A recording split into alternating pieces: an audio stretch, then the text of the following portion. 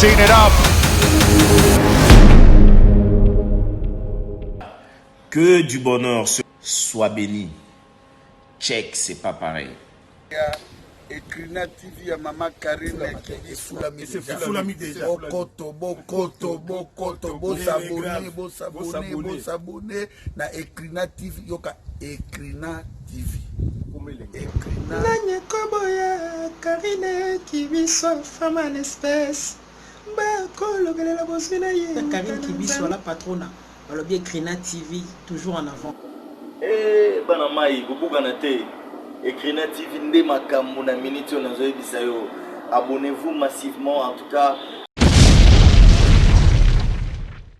République. Voilà. Et tant que République n'existait pas, donc on a ces actes inutiles à combattre. Parce que dans le virage autre côté, intellectuel, grand professeur d'université, auto kanisa même natanga Mobutu autant Mobutu ke oke bango tu bazalaka na pla ya koboma mboka wana lelo ba betani na mir eza isusi makambo eskizite etali biso ba leader ya sikoyo ya midi ya pokwate. Nous sommes en guerre, bango basala ba loi na bango ya kati occupation. L'État n'existait pas, République n'existait pas, maître Zanaza intellectuel. À cet égard, dans la France, ceux qui ont occupé Bino, ont remis à histoire à parti politique. Tu as Félix, à journée, Mrotola, la Pongi, a voté loi, Emmanuel Macron a voté loi dans le Parlement, dans le Sénat. Premier ministre britannique a voté loi dans le Parlement na Sénat. Même Sassou Nguesso na Braza a voté loi dans le Parlement na Sénat na. Même le président Lorenzo a voté loi dans le Parlement na Sénat. Félix a voté loi dans le Parlement ya nani. Na Sénat nani, Premier ministre nani, chef d'état-major nani, ministre de la Défense mon frère. Il fait tout kolako, Hermoto Van Tozawa. Mokonzi. Mokonzi. Nal Mokonzi. Peuple. Nal Mokonzi. Peuple. Liboso na biso. Motazate. Sima na biso. Motazate. Likolo. Nzambe. Nase. Peuple. Peuple Mokonzi. Biso wana. Avant na kene pla. Balandi ba télévision Ekrina toza na Bruxelles. Toi kota la Peuple Mokonzi. Télévision Ekrina ya Mama Karine Kibiso na docteur Davin Le Pira. Na mon anabango Elisa, je profite de présenter toutes mes condoléances à la famille de docteur Lepira. Il y a Cécile Lepira, toutes mes condoléances na famille Chibanda Mobimba. Je salue aussi Lucien Mukengi. Mukengi dit, là où tu es, s'abonner télévision Ekrina. J'en profite de saluer Simplice Mopende qui va fêter dans 3 jours son anniversaire. Je bénis aussi le Seigneur qui a permis de visiter Yachocho na Peuple Mokonzi. Yachocho boyo kotate, bokotate. Bokotate rosola na bino tomo na bino. Bokabola makanisi na biso. Bana nyoso to mombele. Bo s'abonner munjana ba itumine ba uri ba mpio bibishi mpio bo s'abonner. Peuple Mokonzi. Lelo Congo est comme une mbutumbutu. Bino kuto zara Congo te zara Zaïre. Biso Zaïre, ouais. Et comme une mbutumbutu. Ouais. Seni epai mobeko ya Obin. Ils ont créé un embrouillement.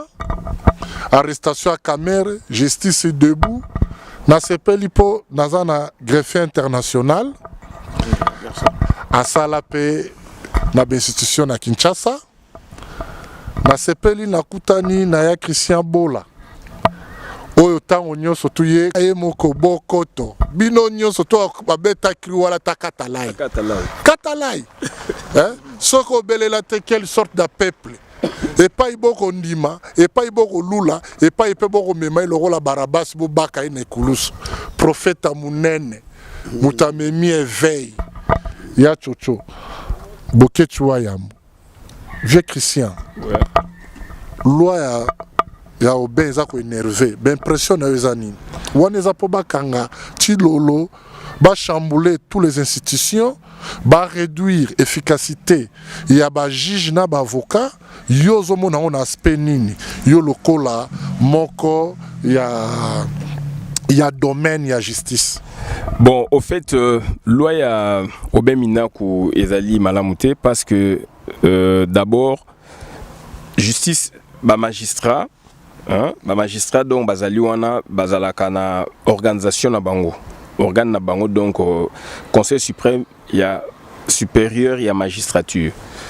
Conseil wana donc ba ndenge basalango pona grade ya magistrat boye révocation action disciplinaire et les kakuna omoni et les kakuna et puis donc ezali na rigueur nango na kati mais sikoyo Hippolyte Kanambe na régime oya bango puisque ezali dictature ezali tyrannie balingi sikoyo bazwa yango justice est comme na maboko na bango moko siko ba banda ko enfin ko révoquer ba magistrat ko nommer ba magistrat oya bango so balingi c'est-à-dire soko zali mutu ya tendance mususu aux indépendants ou bien aux na même philosophie politique ya FCCT bakoyi ko longola bakoyi aussi so musala bakoyi ko révoquer bakoyi ko sama kamebele mais ça na but au-delà de ça, au-delà de l'organisation d'Engezali, Bazali na but moko politique puisque Hippolyte Kanambe comme na fin il y a cycle et régime. Oya bango, comme na souka, d'où sikoyo, qu'est-ce qu'ils font maintenant? De balingi et comme na maboko ya balouane comme na maboko ya donc il y a ministre de justice et puis donc ce que l'équipe justement ce que l'équipe na parlement va voter en puisque le va voter na parlement donc et comme beko ya mboka boko salela yango so bo salela yango siko donc à tout moment ministre de justice ou azana tendance na bango donc justice est comme na tendance na bango soki boyoka na bango te donc bakoyi ko longola yo bakoyi ko lukelo ba problème indépendance à justice et ko asuster alors que là cette fois là maintenant puisque tozaka na loi avec la séparation des pouvoirs bien que état des droits na quotité mais état des droits c'est fondamental la séparation des pouvoirs donc conseil exécutif ezali président de la République premier ministre oyo bango ne mutu ba sa vision ya mokili après administration et ndé ko appliquer malobo ba sali ba décision ba sali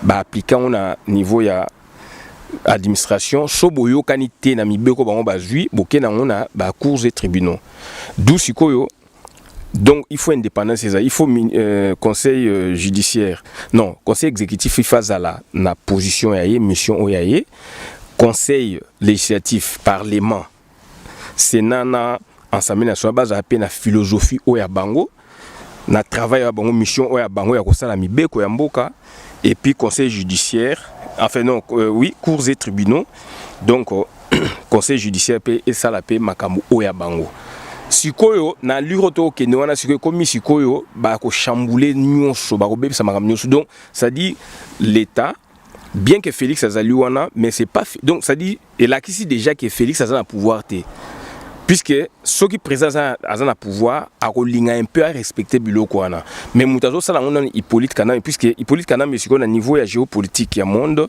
a comme un problème na géopolitique même il y a sous-région comme un problème d'où azolinga ko joa bagarre de fou moko boye abope sa mitindo na ministre na ya justice ministre de la justice sikoyo et comment qu'il faut amutu ya PPRD et comme les section ndé mobuta salaki MPR section régie des eaux section boido et côté sikoyo na kati administration et surtout na kati justice alors justice tango et comme na maboko ya l'état va posséder et puis l'état ya libanda donc mboka ekufi donc ça dit mibe connaît ça ya malamu te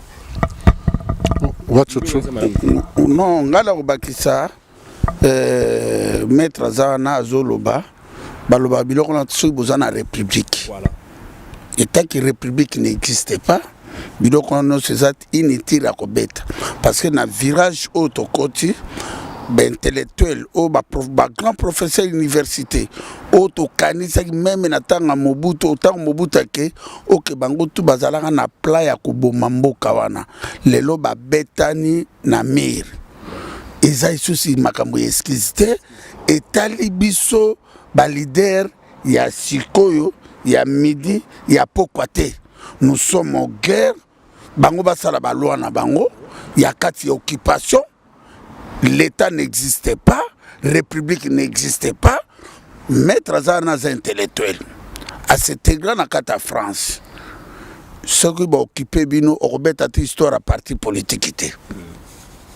Ceux qui vont occuper bino orbet à histoire mokote bino tout message za moko message zali motutu asimambeli tout koluka ennemi bato ba occuper bino bobenga na bango yangona le 18 juin 1945 à 44 général de Gaulle a belela na BBC biso tozo belela na télévision ya Ekrina TV ya Karim Tse l'air a sonné ba politicien bazate ba magistrat bazate bango tout baza ba accompagnateur ba maf ba bato bazotala akene matanga na $1000 ata mulamba jipe ya ba chinois o ya mabaya wana ba carton donc makambo tozo le kone za mafia yango biso vision na kati ya peuple mokonzi pouvoir au peuple pour le peuple par le peuple awa to défendre ba défendre ka institution ou bien justice na kata république mais état que république n'existe pas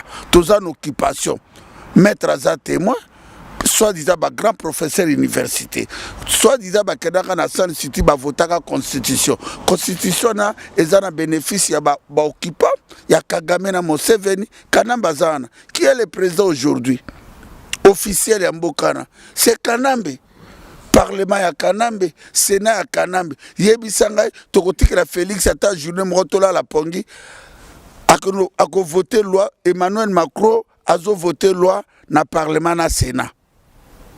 Premier ministre britannique azo voter loi na Parlement na Sénat. Même Sassou Nguesso na Braza azo voter loi na Parlement na Sénat na e.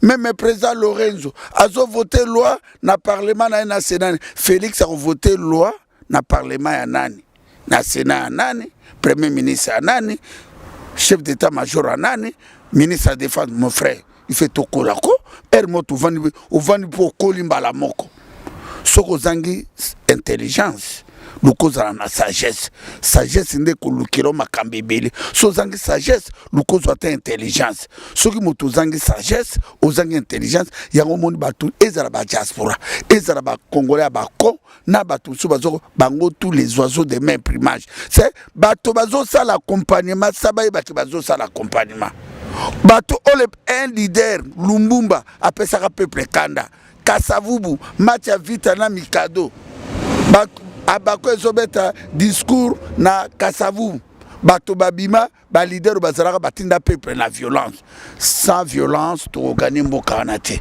to sali 2018 2006 2011 2018 classe politique pourrie biso baajo to komi boy to tiaka zemi to balaka to keneke misala tina lelo 60 ans bozo zila bato babomi mboka 60 ans outi France tala les milliers d'autoroutes tala péage ba français na 100 ans na bango bakedaka na likolo bazo sala ba jeep bazo sala ba sous-marin 60 ans au salaka bougite alimeti te tonga te au salaka pirogue na forme kwanga ya tiesa ya développement mboka kini 7 jours hein non to peuple ya ndenge nini ya Laurent Sokoko. Moi je crois que les zalaki occasion moko développer ya on a osenga ba ya edi papa Christian Bola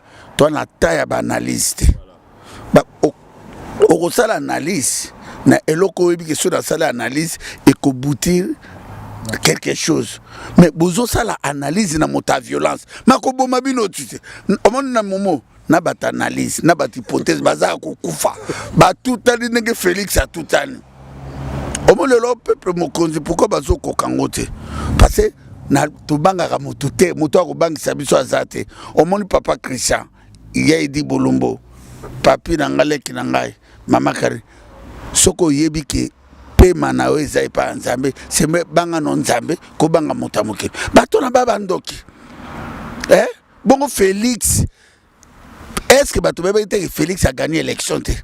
Bato bayebaki te que Félix a sali deal pour Félix akendaki na Genève alobaki les changements dans la République c'est Martin Fayulu.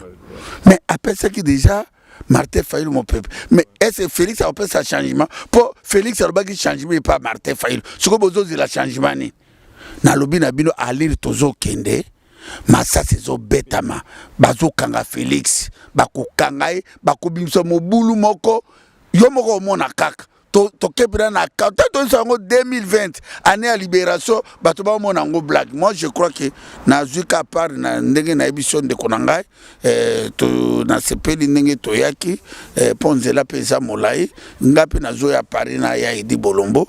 Je crois que to quoi continuer ba émission musu ndenge to zawa bien bokechu mokonzi mokonzi nal mokonzi peuple liboso na biso motazate sima na biso motazate likolo nzambe peuple mokonzi biso wana avant na kene place à greffe international eloko moko elinga na mutu na ngai na tuna po ekimanga te s'il vous plaît na bokuse kaka na bokuse mingi baza ko mettre yo en doute en cause mais koyoka ko ça la lecture ya histoire ozwa de Gaulle opesa na bada classe ngo kota wapi ya chocho intelligence yango moni batu ezala ba diaspora ezala ba congolais ba ko na batu so bazo bango tous les oiseaux de même plumage c'est bato bazo ça l'accompagnement sabai bato bazo ça l'accompagnement bato ole un leader Lumbumba apesa ka peuple kanda Kasavubu match vita na mikado bato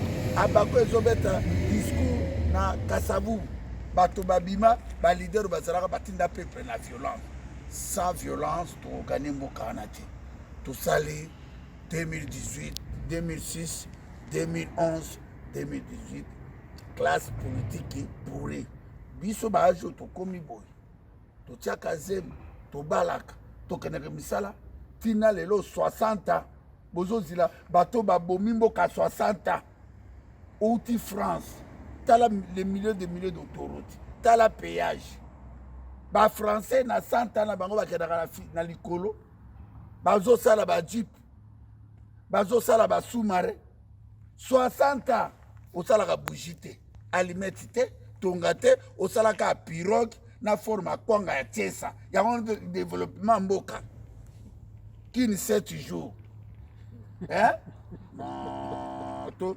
peuple ya ndenge nini ya loka sokoko. Moi je crois que lelo ezalaki occasion moko to développer yango na osenga ba ya edi papa Christian Bola to na taya ba analyste voilà ba okosala analyse na eloko oyebi ke so nasala analyse ekoboutir quelque chose mais bozosala analyse na moto ya violence makoboma bino tute omoni na momo na bato analyse na bato hypothèse bazala kokufa batutani ndenge Félix atutani omoni lelo peuple mokonzi pourquoi bazokoka ngo te parce que na tobangaka motu te moto akobangisa biso aza te omoni papa Christian ya Idi Bolombo papi na ngai leki na ngai mama Kari soko oyebi ke pema na we ezali pa nzambe seme banga no nzambe kobanga moto moke bato na babandoki bongo Félix est-ce que bato bayebaki te que Félix a gagné l'élection te bato bayebaki te que Félix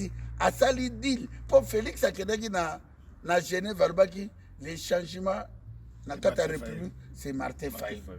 Mais après ça qui déjà Martin Fayulu mon peuple. Mais est-ce que Félix a fait ça changement pour Félix alobaki changement et pas Martin Fayulu? Ce que besoin de la changement ni na lobi na bino alir tozo kende masa sezo betama bazo kanga Félix bako kangai bako bimso mobulu moko yo moko mona kaka to kepira na ka to sango 2020 année à libération bato ba mona ngo blague. Moi je crois que na zuka part na ndenge na émission de konangai to na sepeli ndenge to yaki ponzela pesa molai ngapi na zo ya Paris na ya Idi Bolombo.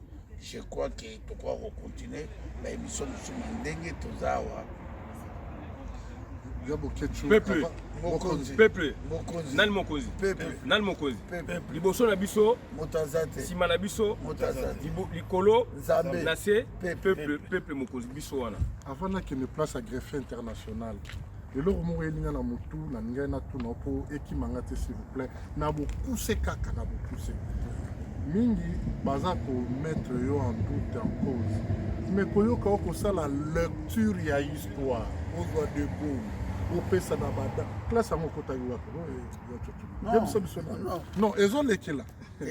Ils ont les là. Quand ça analyse au bêta de Gaulle, au Kendeboy. Donc l'histoire et l'univers, pour ne pas dire que le banan repos et bel épée bazana ba parlement ba rosa ba lecture yango moni mboki kufi likola ko bangisa bato na France na ba diplôme ouais yango moni bato balobaka français bakolo français za ba français ba développer mboka na bango na langue na bango ba chinois ba développer na chinois anglais Dubaï yaka désert et le congolais na ke Dubaï pour la zone na réponse na yo Jésus atangate mais le bataille azok histoire mobimba Abraham atangate David atangate Salomon atangate pour classe ezalaka te bako vivre na osenga nzambe sagesse mayele ya moto il faut ba place uta oyeba histoire oyeba ke na uta boye na telemiawa na zoko kene boye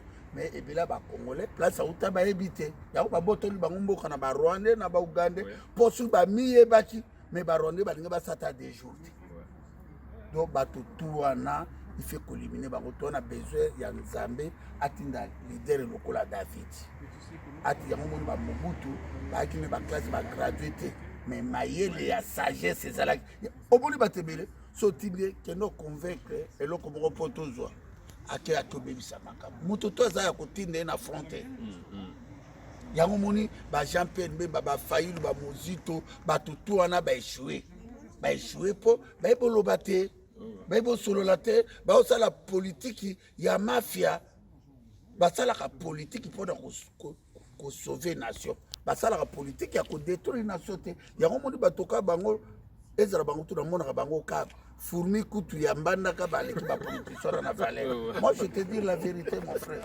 c'est moi à respecter fourmi ya bandundu ou fourmi ya baza ya kisanto et pona kozwa quelque chose soit ou ben joy oboni njoye oya mokozi na zamba abandu pona bingi na kozwa mafuta mpako yebisa ke pa politicien mafuta mpako exactement eza ba distraction.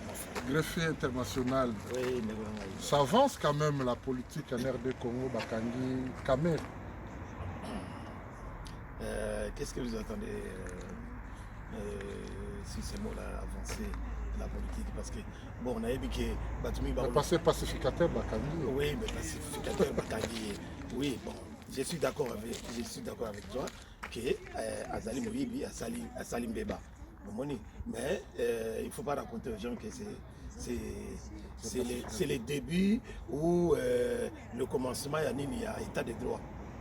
Parce que là-bas, l'état de droit, c'est un semblant d'état de droit. D'abord, pour avoir l'état de droit, d'abord on a commencé par la démocratie. L'état de droit, c'est un élément de la démocratie. Donc, ça va ensemble aux hommes. Mais tant que Bakangi Kamere, parce que c'est entre eux dans leur mafia, dans leur mafia, parce que c'est la mafia qui contrôle le pays. Le pays n'est pas contrôlé par des gens normaux. Il y a la mafia. Ils ont contrôlé Mbokawana et ils en font ce qu'ils veulent. Donc, ils ont manipulé Batou. C'est une occupation. C'est-à-dire, par exemple, il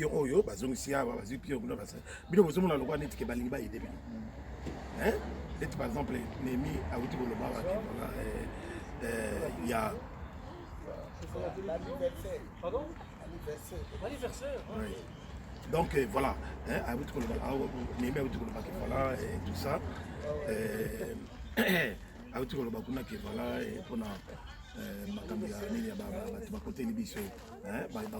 Joyeux anniversaire. Message. Félix a un ministre de la Justice. Ministre de la Justice, c'est un pouvoir. Ça fait pour me rester. Je vais expliquer. Ministre de la Justice,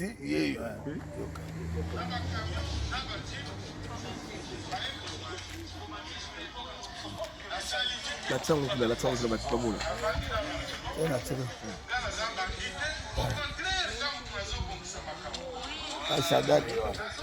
Donc, mais respect. Félix, osa malade yo. Tirolo, tu es fou. Malade, microbe. Osa imbécile, marionnette. Talande be million. Okangi moto, yo en abimi. Ministre. Il y a justice abimi. Balaki soke justice, c'est pas batouji. Il a dit continuer. Il contrôle rien, il dirige. C'est un semblant d'état de droit, un semblant de démocratie. Donc nous sommes dans un pays occupé par les Rwandais, Ougandais, où ils vont contrôler Mbokawana. Vouloir ou pas, tant que Bango Moko Bazawana. Ça a toujours le pouvoir de contrôler le Mbokawana. Il y a un espace. Si on a une caméra, s'il est arrêté, c'est parce que c'est l'occupant qui l'a voulu. Oui, c'est l'occupant. C'est l'occupant qui l'a voulu. Pas... Que voilà, il fallait sanctionner et faire quelque chose pour faire voir que voilà, peut-être aussi aider un peu leur larbin là, de Félix Tshilolo pour lui donner quand même une petite valeur pour dire que voilà, c'est lui qui a fait ça pour arrêter Kamere, mais c'est pas vrai. C'est toujours les occupants qui jouent les jeux. Alors, et loko biso tolingi biso peuple le peuple mokonzi tolingi que peuple wana à comprendre yango bato bazobo ya ko comprendre ce sont nos frères et sœurs des Kasaï qui sont derrière Félix Tshilolo. Bango bazomona kaka ke bakende ndenge wana parce que balingi ke le coup wana ya tapis rouge et continuer mais baza ko négliger peuple wana kolomboka autochtone bazotika ye à souffrir pendant que mboka nezaye. Donc il faut comprendre il est grand temps to bengana même maintenant branche armée de l'équipation. Branche armée de l'équipation ezali ONU MONUSCO ezali branche armée ya occupation bangonde bazali wana bazali au service ya communauté internationale. Donc quand on est parce que on est vraiment élevé dans ce cas to aider des peuples wana à reprendre conscience pour tout bouter bateau là dehors. Donc on est que bazala toujours il y a que banga bazwa de nous sur beaucoup nzete et boka flèche machette, tous les armes traditionnelles pour tout benga la Rwandais wana parce que Rwandais wana comme un plan il y a souka balobi qu'il faut exterminer ba Kinois mais tout ça 15 millions mais reste yoka Shadar